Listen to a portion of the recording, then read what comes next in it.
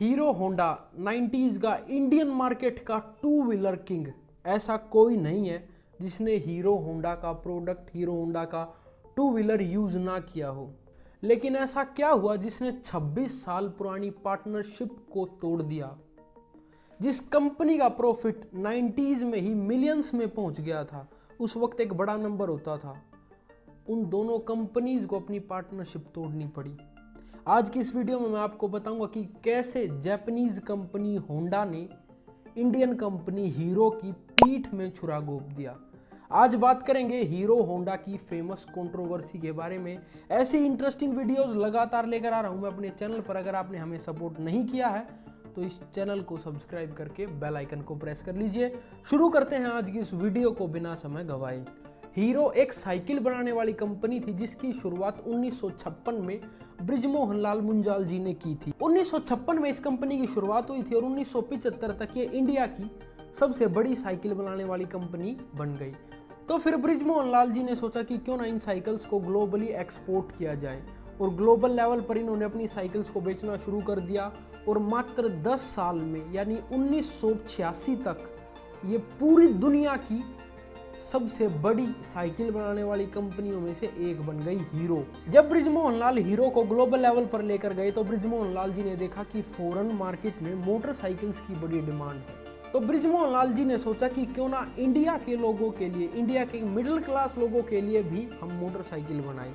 अब आइडिया तो अच्छा था, लेकिन मोटरसाइकिल बनाने के लिए जो मेन पार्ट, मोटरसाइकिल का जो मेन पार्ट होता है इंजन, वो इंजन बनाने की टेक्नोलॉजी ब्रिजमोहन लाल जी के पास नहीं थी। और जापानीज कंपनी होंडा उस समय पर काफी छा रही थी और दुनिया की सबसे बड़ी मोटरसाइकिल बनाने वाली कंपनियों में से एक नाम होंडा का भी था। तो ब्रिजमोहन लाल मुंजाल जी ने होंडा को एक ऑफर दिया कि हम मिलकर इंडियन मार्केट के लिए एक अफोर्डेबल टू व्हीलर बनाना चाहते हैं। हमारे पास इंजन बनाने की टेक्नोलॉजी नहीं है, हम आपको बाइक का बॉडी पार्ट्स बना के देंगे, आप हमें इंजन बना के दीजिए। और इंडियन मार्केट भी दिन प्रतिदिन बढ़ता ही जा रहा था, तो इंडियन मार्केट की गहराई को देखते हुए होंडा ने भी इस ऑफर को एक्सेप्ट कर लिया। और फाइनली साल 1984 में 1984 में दोनों कंपनीज ने टाई अप किया, कुछ एग्रीमेंट साइन किए। हीरो होंडा के बीच ये एग्रीमेंट साइन हुआ कि हीरो बाइक्स की बॉडी बनाएगी और हम उन्हें इंजन देंगे।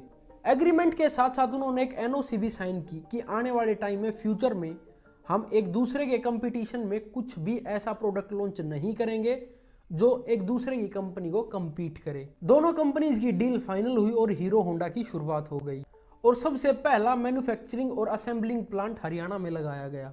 1985 में हीरो होंडा ने अपनी CD100 लॉन्च की और लॉन्च के साथ साथ ही वो लोगों को काफी पसंद आने लगी। उसके पसंद आने के मेन 4 रीजन थे। सबसे पहला रीजन था कि वो कॉन्सेप्ट इंडियन मार्केट के लिए नया था। दूसरा रीजन था उसका माइलेज, काफी कम माइलेज देती थी। और तीसरा रीजन था इनकी मार्केटिंग स्ट्रेटजी, जो कि माइलेज पर फोकस करती थी। इनकी एक टैगलाइन थी, fill it, shut it and forget it. चौथा रीजन था ये प्राइस अफोर्डेबल था। ये टू व्हीलर इंडिया के लोगों के लिए, इंडिया के मिडिल क्लास लोगों के लिए भी अफोर्डेबल था। उसका प्राइस इतना मिनिमल रखा गया कि कोई भी मिडिल क्लास व्यक्ति इस टू व्हीलर को आसानी से खरीद सकता है। अब प्रॉब्लम कहां से शुरू हुई? देखिए, होंडा तो अपनी बाइक्स को ग्लोबल मार्केट में सेल कर रहा था, लेकिन होंडा ने हीरो होंडा की बाइक्स को कभी भी ग्लोबल मार्केट में बिकने ही नहीं दिया। कुछ ही ऐसे देश थे जहां पर हीरो होंडा अपनी बाइक बेच सकता था, जैसे नेपाल, भूटान, बांग्लादेश। यही 3 देश थे जो इंडिया के आसपास थे जहां पर हीरो होंडा अपनी बाइक्स को बेच सकता था। इसके अलावा वो ग्लोबल मार्केट में एंटर नहीं कर सकता था ड्यू टू होंडा।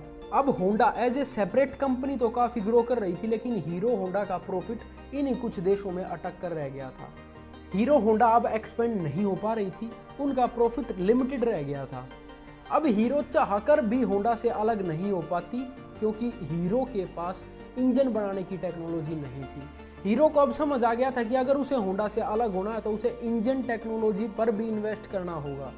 अब जो हीरो होंडा कंपनी से हीरो का प्रॉफिट आता था, देखिए इन दोनों कंपनीज की 26% की पार्टनरशिप थी हीरो होंडा में।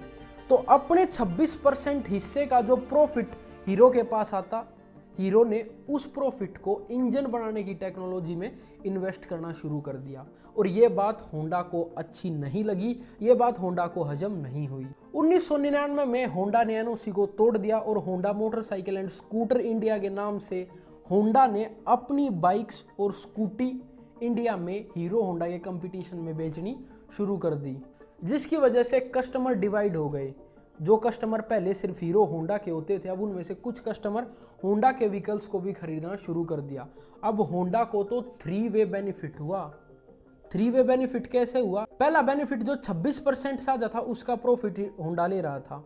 दूसरा प्रॉफिट होंडा इंडिया से जो प्रॉफिट आता था वो प्रॉफिट होंडा ले रहा था। और तीसरा प्रॉफिट जो ग्लोबल लेवल पर होंडा अपने व्हीकल्स को बेच रहा था वो हो रहा था। तो होंडा को 3 वे बेनिफिट हुआ।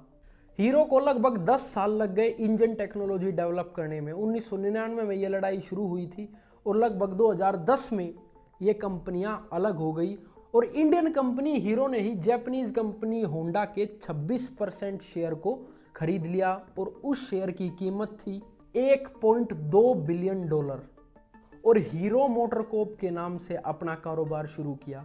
देखिए, जब शुरू में हीरो होंडा से अलग हुई तो लोगों का यह मानना था कि होंडा के बगैर हीरो कुछ नहीं है, लेकिन आज आप देखो हीरो ने जबरदस्त पकड़ बना रखी है इंडियन मार्केट में।